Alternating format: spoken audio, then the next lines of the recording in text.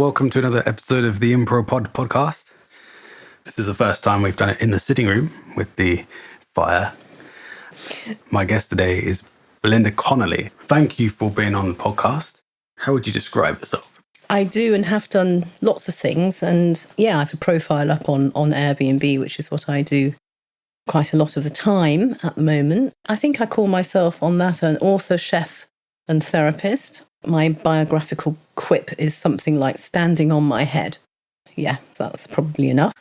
So I'm going to play a piece of music and I want you to tell me what it makes you think of, anything that comes into your mind.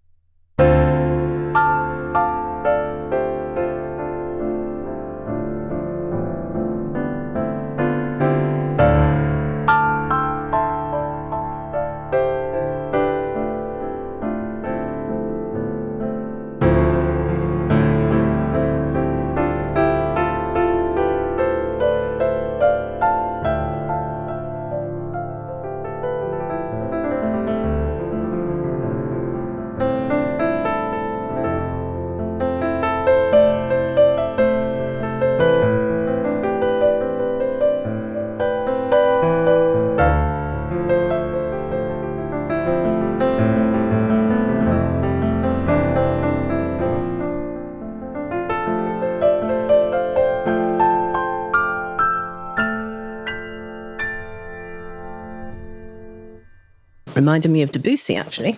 So I was transported way back to those halcyon, glorious days of my childhood, playing in the garden alone, which I did a lot of, and it always seemed to be summer. This particular moment put me in connection with all of nature. I remember playing in little nests, which I'd make for myself. I was obsessed by clothes, and I have those little press-out children's books where you could get a little figure and then you put the clothes on the dolly. And I was making fairy dresses out of the petals, which I gathered from. And I used to take the dandelions, juice out of the dandelions, and use them to stick the petals on the dresses, which worked momentarily, and then they'd all fall off. Just that feeling of peace and security and beauty and timelessness, no pressures of anything, just completely in the moment, happy in nature. And the sound of bees, I think, was there as well.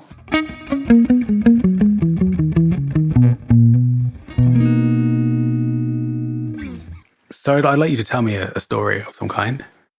I'm in my home with 2 children and partner in the loft bedroom, which has large velux windows, and it's in the afternoon. I'm relaxing, and then I hear something resembling clawing feet of seagulls.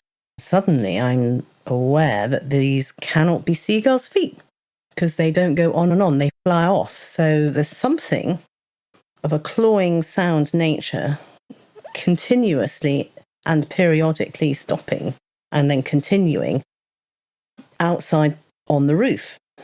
At which point I think, oh my God, that sounds like a cat.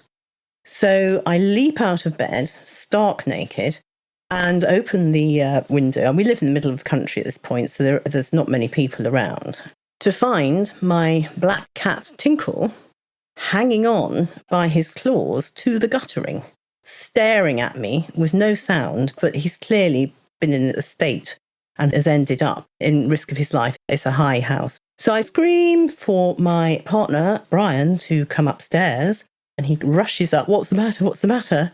I said, Tinkle's outside on all the things that are happening. He said, I'll go and get a ladder. I said, no, you will not get a ladder. Hang me out of the window now. He said, I can't do that. I can't do that. I said, you're a strong man. I can't do that. No. I said, do it now. The voice of command slipped easily from my lips. And yes, he actually did hang me out by my ankles out the window, and low enough that I could grab Tinkle by the scruff and pull him back in safely. I was shocked that I could be this powerfully commanding. It's a bit like out of Dune and the Bene Gesserit using the voice. And he obeyed. I'm going to break the story down into sections. You're just having a good time hanging out. And then you hear this scratching noise. And then there's the, what is that? There's a sense of questioning, this isn't quite right. And then calling your then partner. And then the commotion, and then the rescue. Good luck.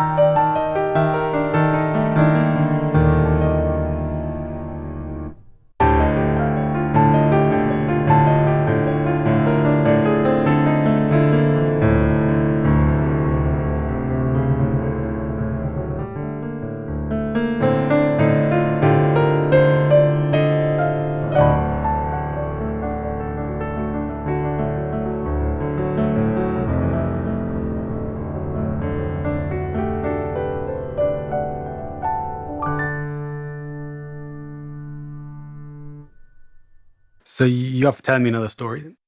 I was in the Highlands, the Scottish Highlands, working for Lady McLean, who was the wife of Sir Fitzroy MacLean, who wrote Eastern Approaches, which was his amazing journey as a diplomat from Russia through to Samarkand to the east. He wanted to see Russia as it was disappearing into communism.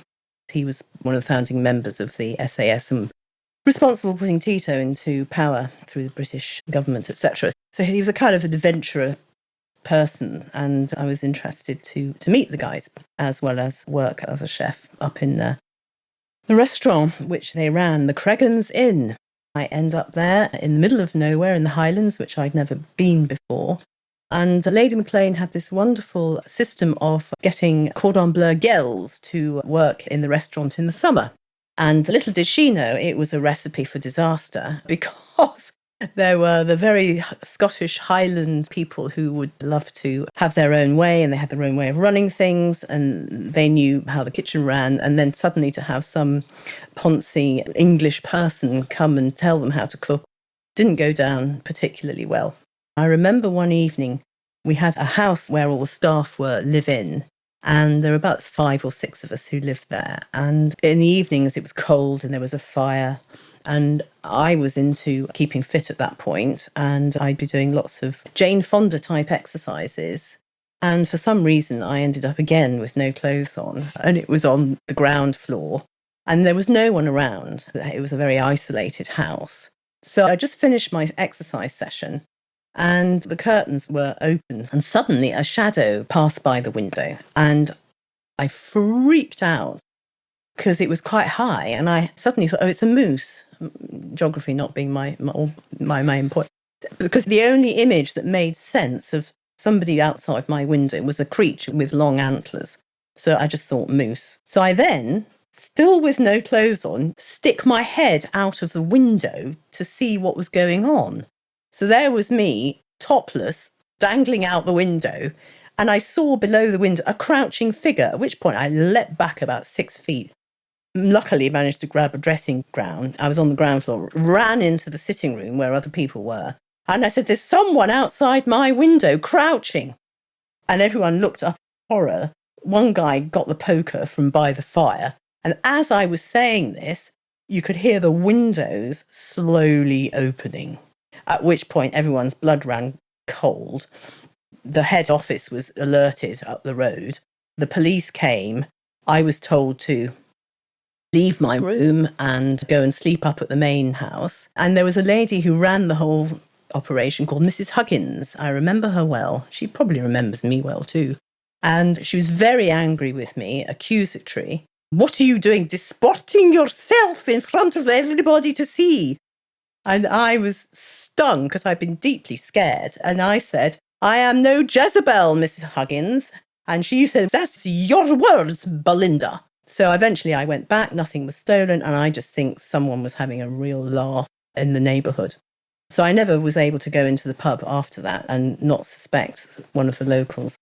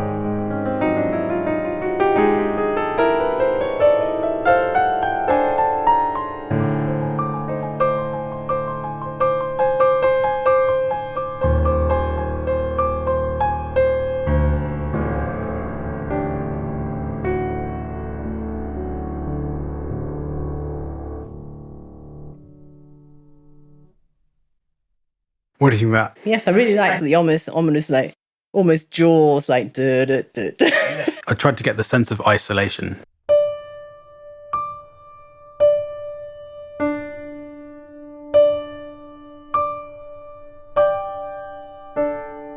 You can imagine the mist of drifting over the mountains and stuff. And then introduce this sense of, what the hell is this? This shadow.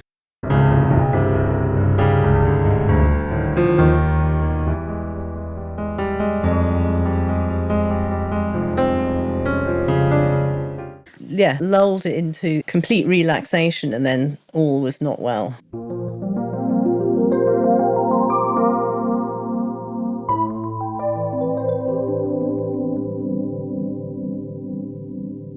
So what did you get from this podcast? Just such a great way to raise memories and then for them to be beautifully translated into a deepening or re-experiencing it through someone else's imagination, and it creates a richer experience for me. So when you think back on those memories now, do you think the soundtrack will have an influence? Yeah, the beauty at some level has been enhanced in terms of it just being real life at a distance now. It's not like I'm reliving the trauma of it.